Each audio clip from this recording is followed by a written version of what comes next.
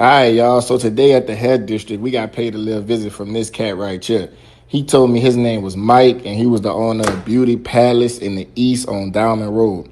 So I thought that was a little funny because we way on the west side and we deep off in Marrero, and he supposedly came here for one bottle of Camille Rose. But I was in the back, and the girl started paging me saying that we had somebody here walking up and down each aisle on FaceTime talking about all our prices. I said, on FaceTime, you show? So, yeah, sure as shit stank. The boy was walking around here on FaceTime showing all our prices and stuff like that. So, of course, I come out the back. I approach him and I ask him if he need help with anything. Immediately, he jumps into, hey, did the vendors in this area open these accounts for you, or are you getting this shipped from your friends that you know? I'm like, what does that got to do with you? Like, why are you worried about that? I want to know, did they open for you? Well, that ain't none of your business, bro. That ain't none of your business. So I politely asked Mr. Mike, hey, bro, come up out of my stuff, get up out of my store, walked him out the door. So if y'all do me a favor and tell Mr. Mike, leave our vendors alone in this area and leave us alone, Mr. Mike. It was already hard enough as it is to get these vendors and get these accounts open. Y'all wonder why it ain't got no black owned hair stores out here, man. If our money didn't matter, if our dollar didn't matter, and you can survive without it, why are people going out of their way? Certain types of people, you know what I'm talking about. Certain types of people are going out of their way to try to hurt and harm black businesses. There's a man on here, and I'm going to tag him in this video. He is a black man who owns a black beauty supply store called the Hair District. I believe it's down in Louisiana, if I'm not mistaken. In the state of Louisiana, he said on the West Bank, because it said that's in his name. I'm going to tag him because I follow him. A man came into his store on FaceTime looking around, FaceTiming his prices. So on the FaceTime talking to somebody, talking about his prices. The person working the counter, the girl working the counter, let him know what's going on. He comes out there to talk to this dude, like, what's going on? He goes into how you get these accounts, these vendors' accounts. Is it from people around here, or is it from being shipped in from somebody else? Why do you need to know that? What business have you ever went in and start asking them personal types of questions? None.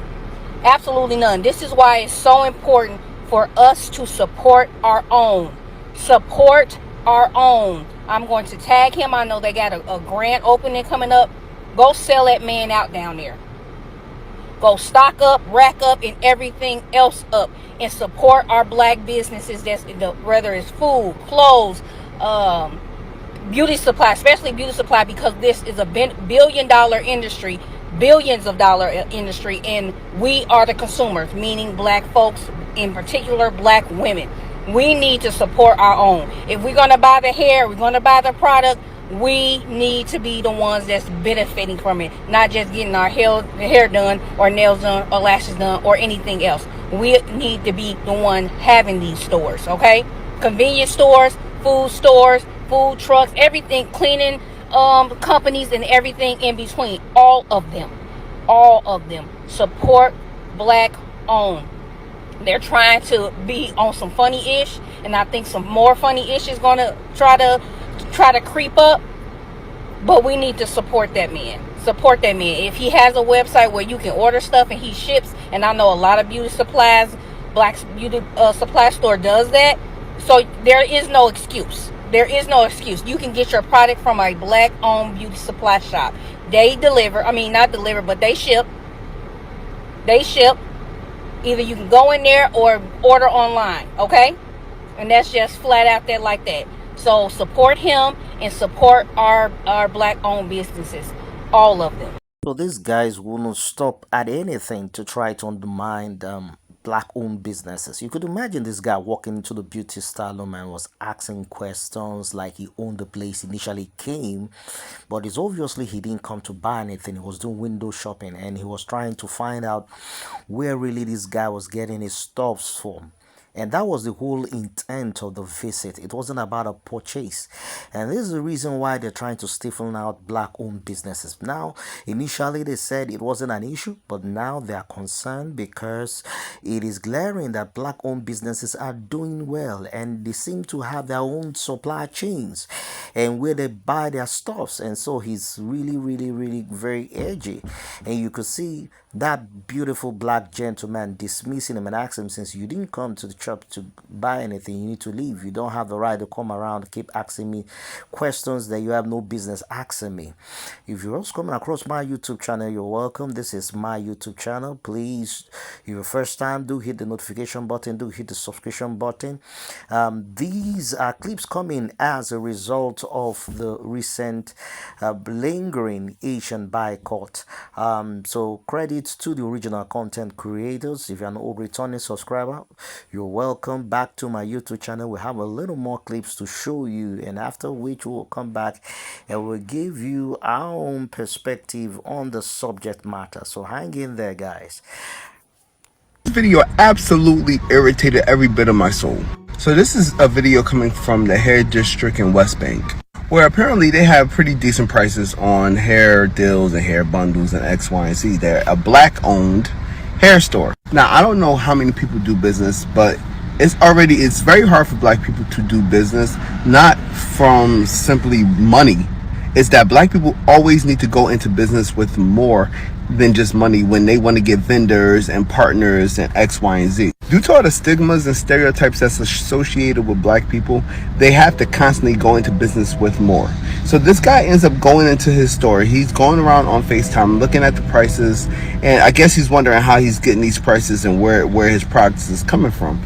So when he is approached by the owner, he then starts to say, hey, where are you getting your... Now the audacity to ask any business owner, where are you getting your stuff from?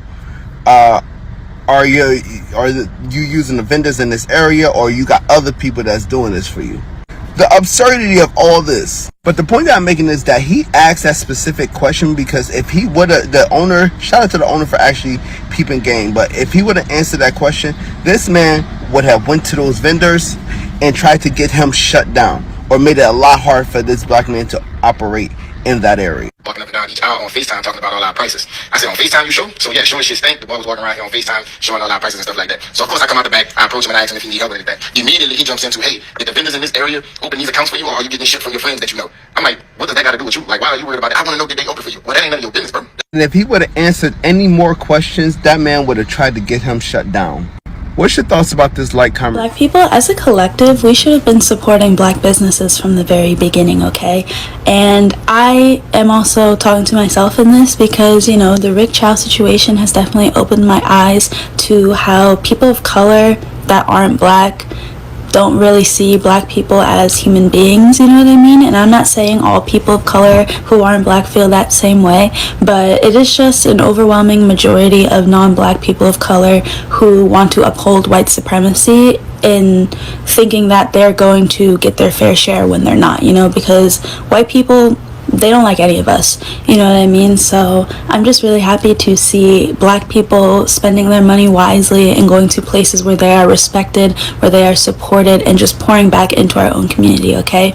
Because here's the thing, it's not racist for black people to want to find more black owned businesses in order to have money circulating within our own community, okay? Because historically, black businesses, when black people were by themselves, Wall Street, we can talk about that, people just targeting our businesses and our communities just because we were helping ourselves.